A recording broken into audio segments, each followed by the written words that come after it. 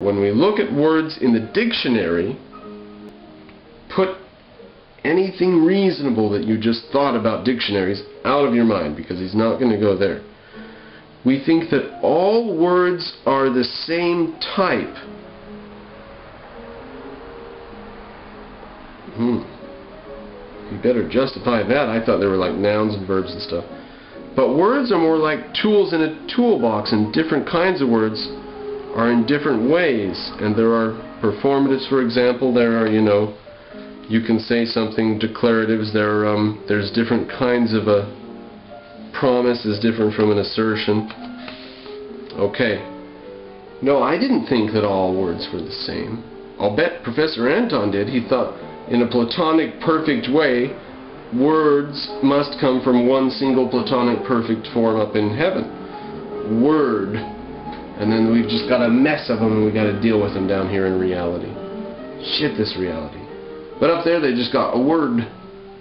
But no, up in heaven they actually have one verb, one noun, and one adjective, and one clause, and one gerund, and one sentence, and one paragraph, and one book, which is the Quran, peace be upon Muhammad or whatever. There are different kinds of words, it turns out. Professoranton's onto this now. He's got at least a 6-year degree, and God help, I hope he's not a doctor, but that would just be evidence for my side. I who has as many years in college as many of you have children doesn't know that there are different types of words. Continuing though, this is some very simple examples, the ones he's just given about declaratives and their words in a toolbox, right?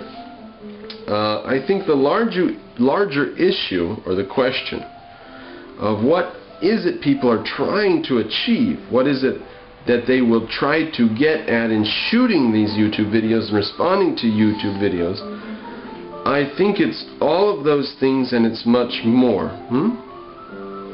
It's all the things he's mentioned and much more. Well, there's another Professorantonism, let's call it. Antonianism is to say, to yab and yab and yab and then say, plus, I think it may not be this at all, or it could be this and other stuff too.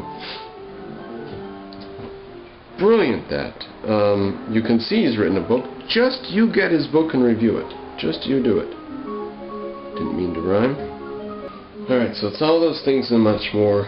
I think there's a genuine concern to share knowledge, a genuine concern to have some sort of open source economy where people can share ideas and they don't have to have a library card and they don't have to pay gas mileage or go to a community or pay for a university membership. Arguably, they can get access to some more brilliant minds, especially those who are being interviewed or whose public lectures are being recorded and uploaded. Okay, especially those who are being interviewed. So he's saying right there, you can get access to a lot of people, but, and then he drops in his little qualification card for academia. Academia, he says, especially those who are being interviewed, those public authorities, for example, or whose public lectures are being recorded and uploaded by the thousands, right? Watch in the summary later, in these single sentence summaries, watch for this motif of putting the public authorities as an important source, or some sort of Platonic or inherent value or something. Okay, he says, I guess, so these recorded and uploaded by the thousands, I guess daily on YouTube, where you can sort of imagine a future service where YouTube, okay, a bit of a jump there in his thoughts, mid-sentence, no comma or anything, doesn't even imply a comment, he just changes the subject of sentences. So being uploaded by the thousands, I guess, on YouTube, where you can sort of imagine a future service where YouTube will become a sort of academic knowledge distribution service, right? We'll change right over with him.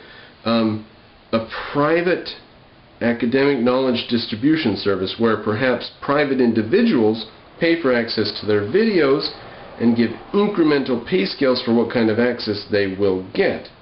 Will it be comments, video, dialogue? Will it be, stick and chat room interaction? I don't know what it will be, but you can certainly imagine that it will be, what's he going to say, that it will be profitable. You can certainly imagine it will be useful. I'll give you a hint. It's a Professorantonism. Professorantonism. Just cross Professoranton with Kantian, and you've got what we are looking for there, Professorantonism. I mean, I don't know what it will be, but you can certainly imagine that it will be, you still don't have anything? Something. He's actually going pretty far there, as far as I know some of his other videos. I don't know what it will be, but you can certainly imagine that it will be something. Wow, way to stay completely ambiguous. And like I said, from some of his other videos, you could imagine he would say, I don't know what it will be, but you can certainly imagine that it will be a negation of nothingness, or a presence of nothingness. He can go too far. Well, that's the end of that paragraph. On to the next. YouTube itself is a very odd experience. Alright, what do you think is odd about YouTube? I think the immediacy of discussion and stuff is odd. The fact that people who want to talk about a certain extremely small topic can get together across national boundaries. Fine, that's odd. Whatever you think is odd about YouTube. You can get truck driving in Switzerland and horse riding in Peru and everything in between. That's odd. Do you think he's going to talk about anything like that? We'll see. I do think that part of the problem in doing this, it really isn't a very meaningful engagement as much as it's insightful in learning ideas and sharing ideas, right? It's insightful, you learn ideas, you share ideas, but it's not really very meaningful. What? It isn't very meaningful. It's not a very meaningful engagement as much as it's insightful in learning and sharing ideas. Wow, what a deadbeat sentence. Look, a meaningful engagement would be learning ideas and sharing ideas. And he says you learn ideas and share ideas, but it's not really a meaningful engagement. Fine. Put that in your pocket. There's something missing. When you learn ideas and share ideas, it's not meaningful unless... Ooh, Professoranton's getting deeper than he's gotten before. I think the dialogue aspect of it, the interactive aspect of it, is very, very weak. This is strange to me. I just have to say this is very strange. Any authority on the planet uploading a video is answerable to any buffoon on cocaine at 4 a.m. in the morning waiting for pizza to be delivered. Because there was a guy who was talking about what gravity meant and was totally correcting Newton, and the pizza arrived during his video. And he was completely insane. That was a real video on YouTube. And he thought highly of me, kept sending me his videos, and I kept making fun of him and stuff. And I do not think that the dialogue is very, very weak, unless what he means is that a cokehead waiting for pizza at 4 a.m. and wants to correct Newton is allowed to go on the internet. Is that what he's talking about, is that guy's allowed to post his stuff? I don't know, because the thing is, that seems to me to prove that the dialogue is strong and that it's open to all fields, like the ancient Greek government, where sure, every single citizen's allowed to speak, but that doesn't mean that no citizen gets top priority. If one of them is smart enough and can convince the others, he can become a virtual dictator, even though in their law they all still have a single vote. And yet, even though they all have one vote, including that leader, and he has no priority vote or special powers or anything, yet when the council meets and he speaks, people listen. He usually gets first priority in speaking because people want to hear him first, and he gets power, and he becomes what we call now a demagogue, for example.